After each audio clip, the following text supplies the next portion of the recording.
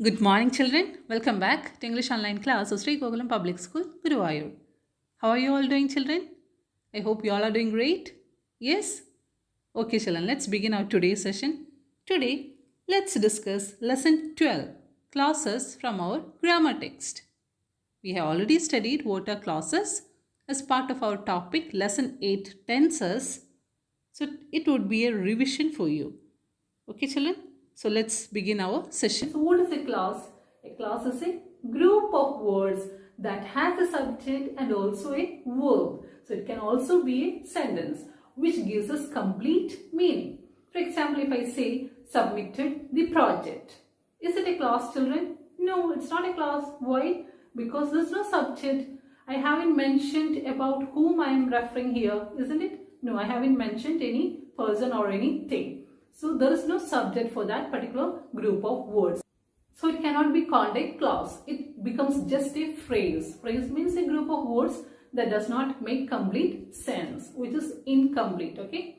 So it's just a group of words. But if I say, I have submitted my project. Now did you get a clear idea, children? Yes, now we got a clear idea.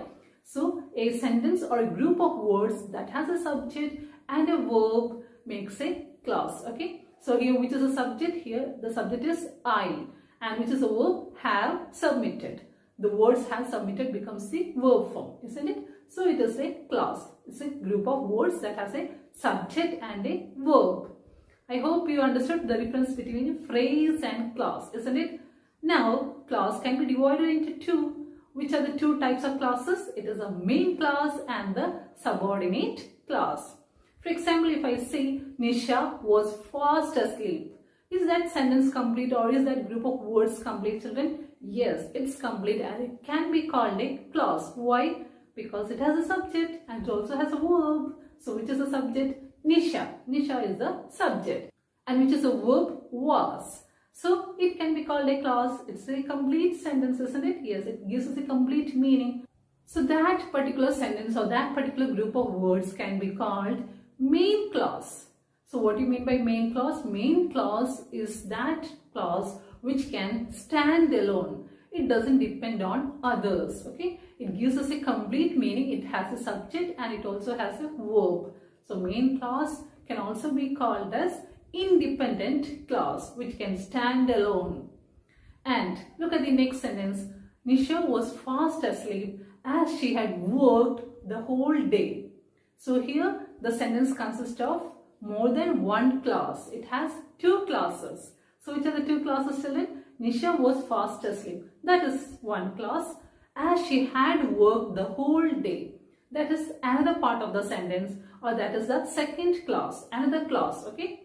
And that part of the sentence, as she had worked the whole day, that part of the sentence can be called as a subordinate clause or dependent clause. It has to depend on the main clause to give us a complete meaning.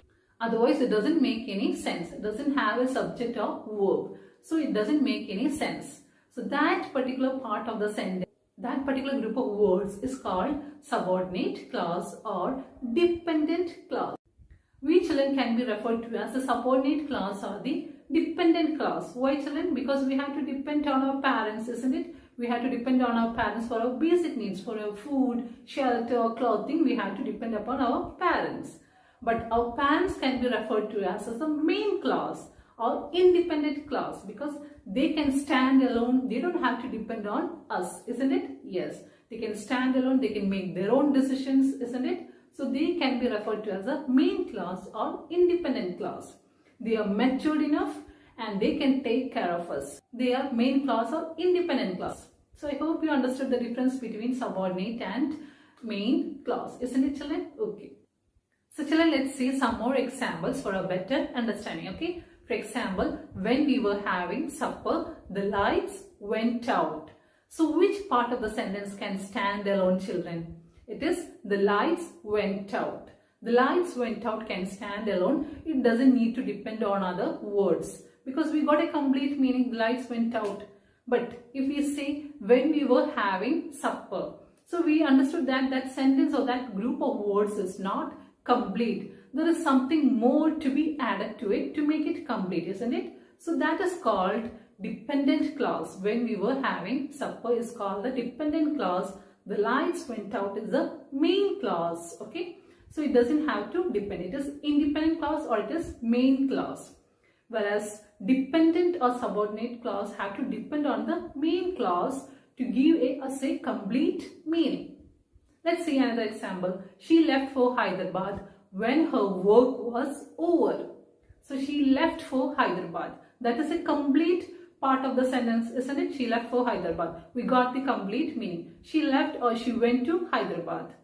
And the other part, she left for Hyderabad when her work was over. When her work was over is an incomplete part of the sentence. So that is the subordinate or the dependent clause. The rest part of the sentence is the main clause or independent clause. Children, I hope you understood what is a clause, what is a main clause and a subordinate clause. So try to do the textual exercises by yourself. We'll see the clauses in detail in our next sessions after our assessments. So let's conclude our session here, children. Thank you.